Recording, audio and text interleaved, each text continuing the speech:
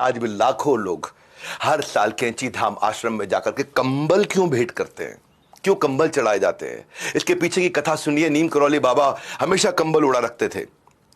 एक दिन अचानक वो सबको छोड़ के निकले, बड़े खास उद्देश्य से निकल के। अपने एक बुजुर्ग, एक ऐसे दंपत्ति थे जो उनको बहुत मानते थे। बोले आज रात को आपके घर पर रुकने आए। सब वो हैरान, बोले जिनको हम भगवान का स्वरूप मानते हैं वो स्वयं हमारे घर पे आ गए सोने के लिए। गरीब थे बहुत, तो जो भी कुछ खाने का संसाधन था उनको दिया, उनको भोजन लग किया, एक तरह से भोग चढ़ाया उनको।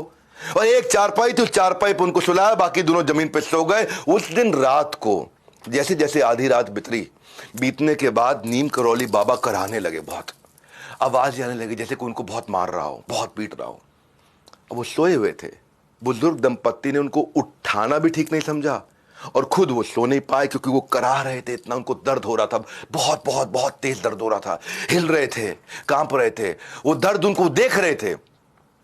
तो जब वो सुबह उठते ही नीम करौली बाबा ने धीमे से इस कंबल को आराम से लपेटा। आराम से लपेटने के बाद बुजुर्ग दंपत्ति को दे दिया। बोला इसे गंगा में प्रवाहित कर देना, कंबल खोल के मत देखना। ये बड़े हैरान हो गए दोनों। कंबल को प्रवाहित कर दें, खोल के ना देखे। कंबल जैसे ही उठाया, कंबल बहुत भारी, ऐसा लगा जैसे इसमें लोहा भरा पड़ा है, बहुत भारी कंबल। बहरहाल उन्होंने गुरुदेव की आज्ञा, कंबल नहीं खोला, जाकर के प्रवाहित किया।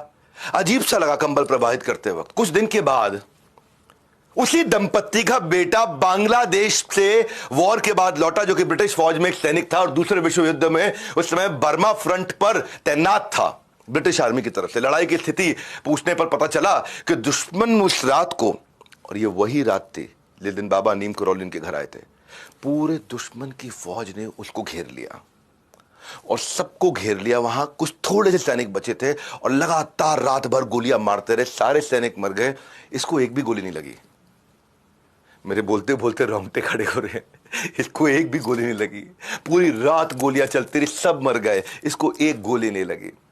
दरअसल ये वही रात थी जिस दिन नीम करौली बाबा उस दिन रात को वो सारी गोलियां खाते रहे उस बेटे के। तब जाकर उनको समझ में आया, जब प्रवाहित करी थी और जो लोहे की आवाज अंदर से आ रही थी, उसमें वो सारी की सारी गोलियां थी जो बेटे को नहीं लगी। बाबा की झोली ने समेट ली सारी की सारी गोली।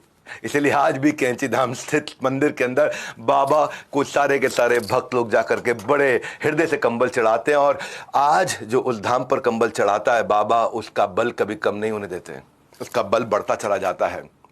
बाबा ने कई भविष्यवाणियां करी। बाबा के बारे में उतने सिद्ध पुरुष थे कि प्रयागराज में गंगा में डुबकी मारते थे और हिमालय से निकलते थे।